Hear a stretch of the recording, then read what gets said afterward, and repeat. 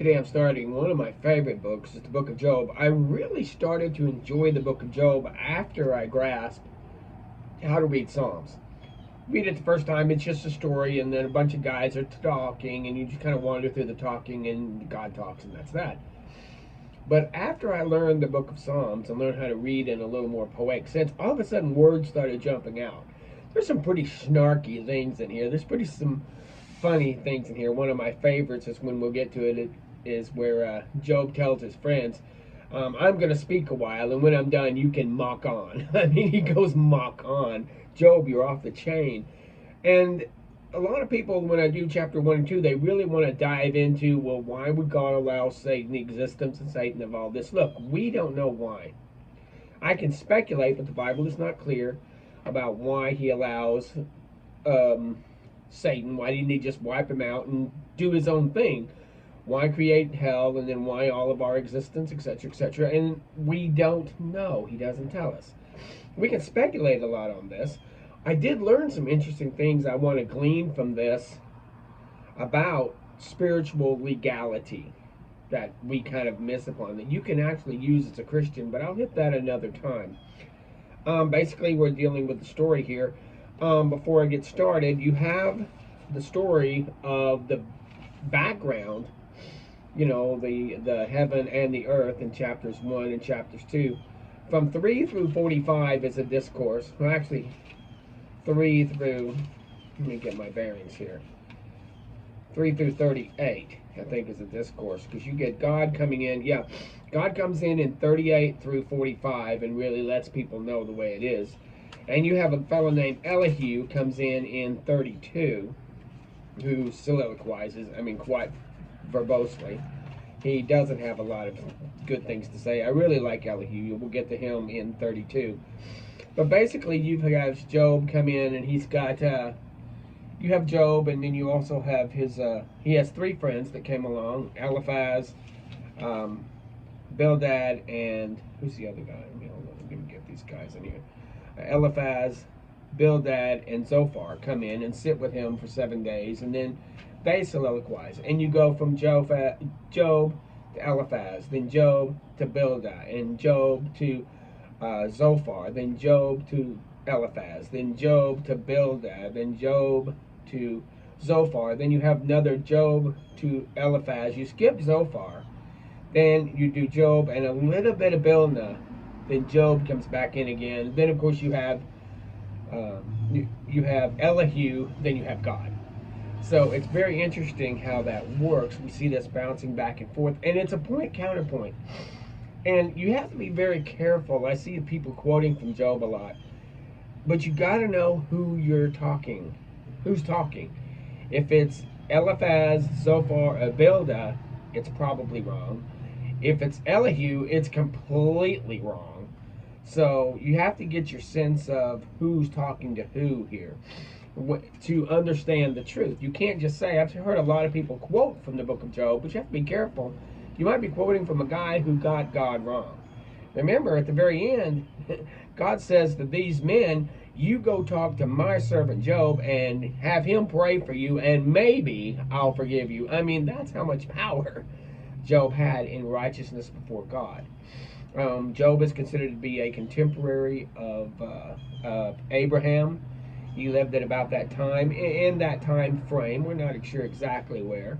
He lived in Uz. Now, if you remember, we looked at where, and I'm facing you, where you had the Mediterranean on this side, you had Babylon on this side, you had the Ammonites, you know, you had the Moabites and the Edomites. Then down below the Edomites, in what we call the Arabian Peninsula, is where Uz was, U-Z. So he was in this land down here on the bottom, you know, south of Babylon, before you get to the Red Sea and all those places there. So that's where he was, in that area somewhere. And he was down there again at the time of Abraham. And when we say contemporary, we could be anywhere in 100 years or so. So either way, I tried not to go to contemporaries, and there is some biblical information that could be true about saying that he lived at about the time of Rachel and Leah and Jacob and Esau, or those guys. Okay, fine. I'm not going to split a church over it one way or another.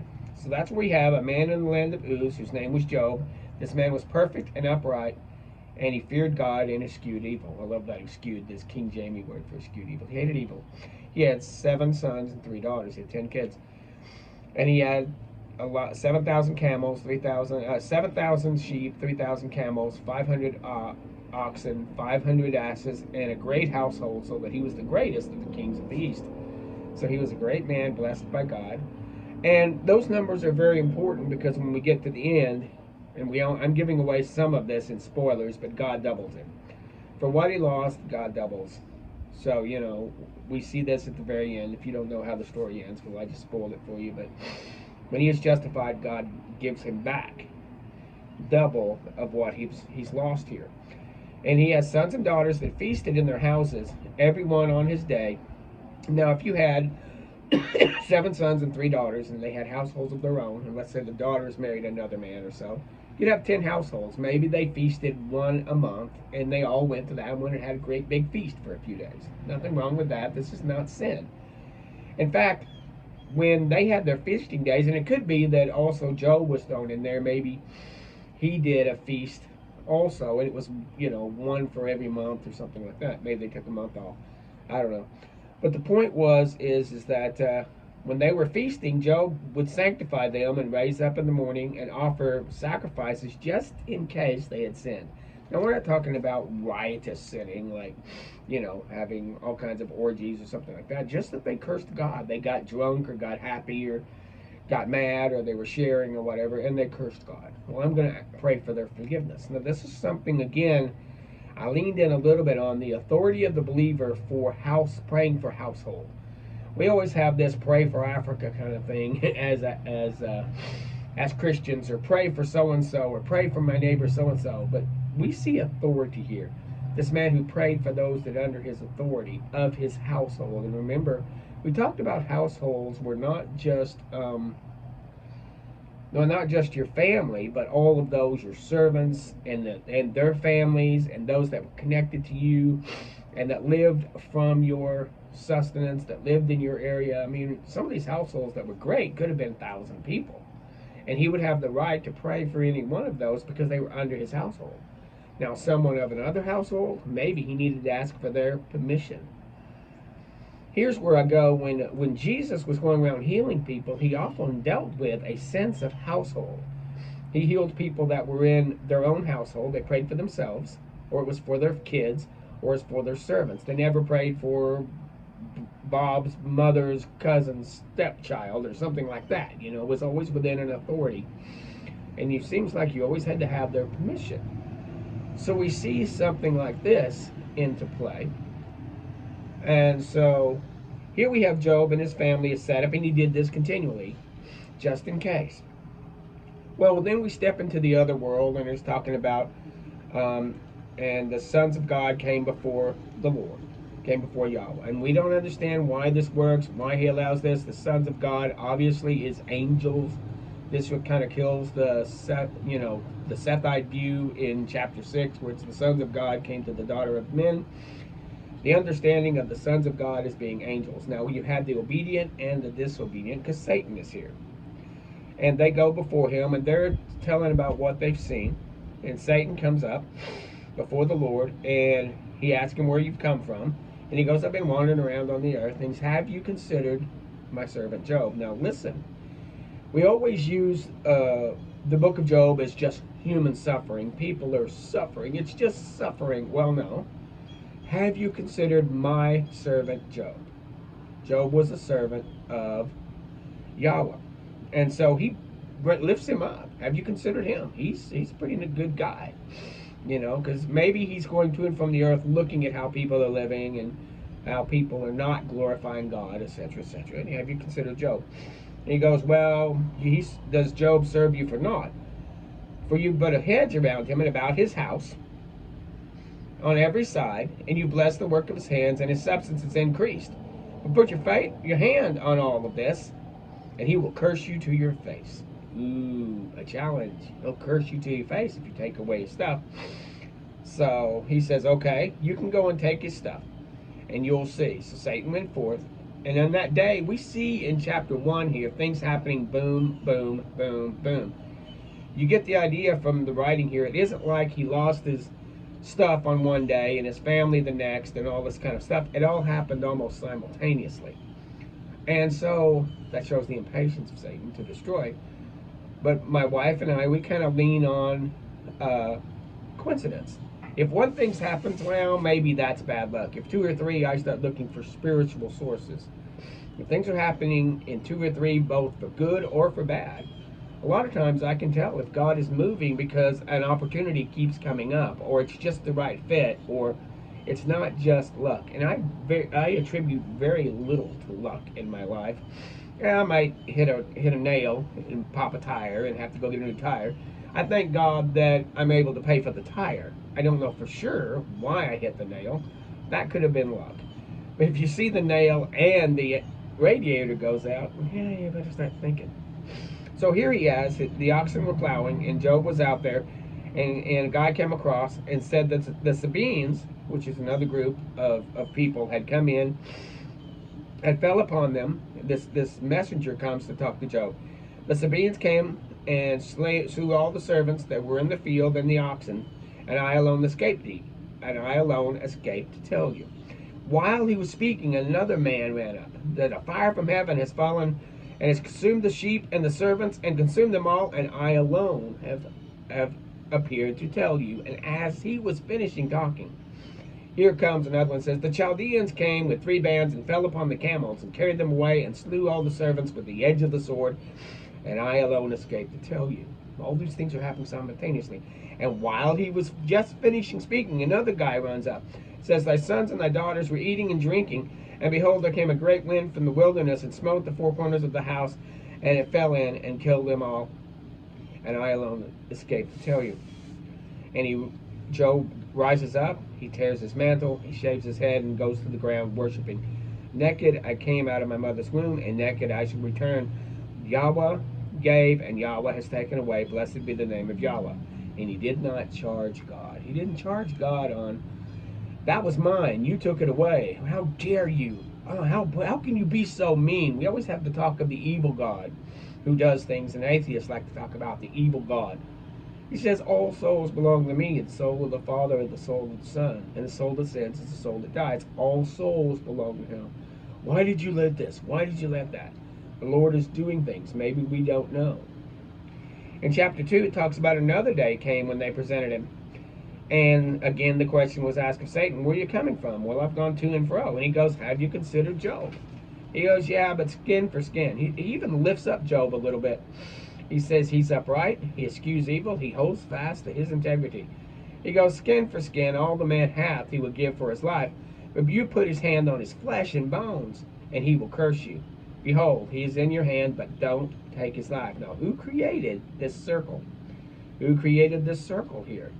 God did. And now we'd like to skew, well, God's doing evil, and I know he replaces it all at the end. He's doing evil. No. We have to be very careful with, he's allowing Satan to do something, but Satan still is bound. It would be evil to just say, Satan, go after him. Sometimes I think when things happen to me, they do have a circle around them. They do have a sense of here and no further. And I need to notice the boundaries of what God will allow. I mean, Satan's strong enough to wear me out, bring me down. You know, I'm just flesh and blood. He could allow that. The fact that he doesn't shows what God is doing. So we need to be very careful. There's other scriptures, remember, when we read in the histories where God moved in and allowed, because people groups were so sinful, they got wiped like a plate. Because Jerusalem was so sinful, it got wiped like a plague, except for the remnant. So we have to be very careful. If God really wanted to wipe out, he would just pull off and say, go.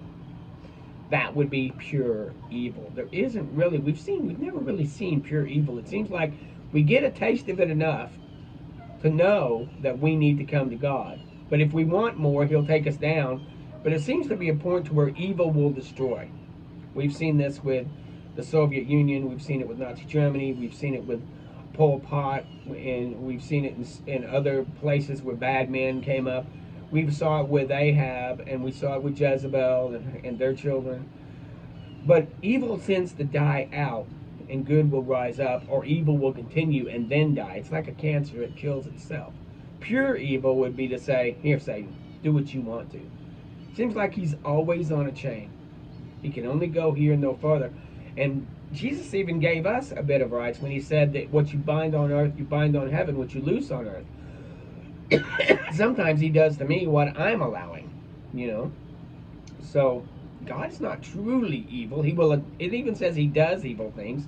I created evil, but he doesn't let evil have full sway. He was against. Remember, we read Lamentations. He was against Jerusalem. He poured against Jerusalem. He became the enemy of Jerusalem. He did evil, negative things, but he's not an evil, negative person.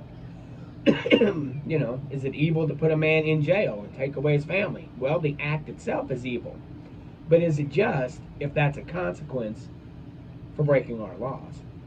You know, back when we did have the electric chair, and they would even have the gallows and stuff, was that evil to put a man in an electric chair? Was it an evil act to put a man on the gallows? Yes, but if it's a consequence for breaking our laws, justice is what we have to look at, not the act, but where is justice and where is God in the equation? I did a lot of that to kind of pull us out a little bit from what we're seeing. So Satan goes and gives boils on the sole of his feet and to the crown of his head. He would take pot's nards, pieces of pottery, and scrape himself. You know, he's itching and stuff like that, and there's all this pus, and he's lost a lot. It seems like maybe he's still sitting in the gate. He's still sitting where people can see him. He's lost everything, and you even find that his wife curses him and says, you still maintain your integrity, curse God and die. I mean, my gosh, this guy has lost everything, but he will not lose his integrity. And he says to her, you speak as one of the foolish women. What? Shall we receive good out of the hand of God, or shall we not receive evil? And all this God didn't sin with his lips. So we need to watch our lips, men, especially. Watch those lips. Don't sin with your lips. He has 3 friends come and sit with him. And when I say friends here, you get the idea that these weren't bowling companions. I get the idea that they had friendly relationships. They might have been people also who had other households. They got along with one another. They watched out for one another. I don't think these were evil men. I do think that they had a wrong idea of who God was. And remember, they didn't have an Old Testament. If this was, all you had was parts of the book of Genesis, you know, it's going back to see how much you would have. And you really wouldn't have very much. You'd have this much. You know, this is the little bit that you would get to work with to try to find out who God is. We have the entire thing, and still we get a lot of it wrong. But here we have these guys come, and they sit with him, and maybe they do have compassion. Maybe they honestly believe that they're right, that he needs to repent and turn to God, and God would flip that switch.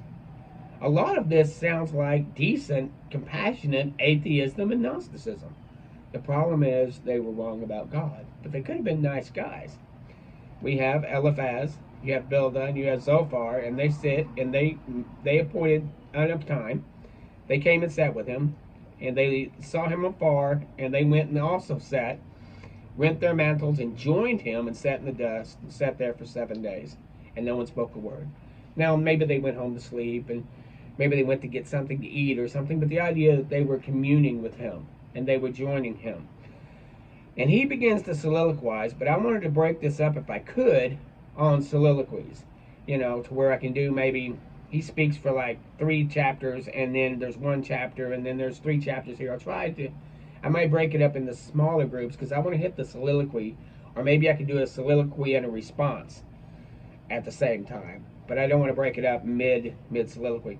So tomorrow, starting with Job, and he never curses God, but he kind of curses himself in a sense of, who am I? Who am I to expect out of this life? What am I to expect? I'm just a worm, etc. We'll go on that tomorrow. So now we have his friends sitting with him for 7 days, and their grief was great, but they became a sore to him. They became a canker to him. They became, you know, he will get vehement against them. He doesn't see this as a friendly act. In fact, their philosophies are as bad as his wife's. Their philosophies are, well, let me tell you about God. Well, you're not sitting where I'm sitting.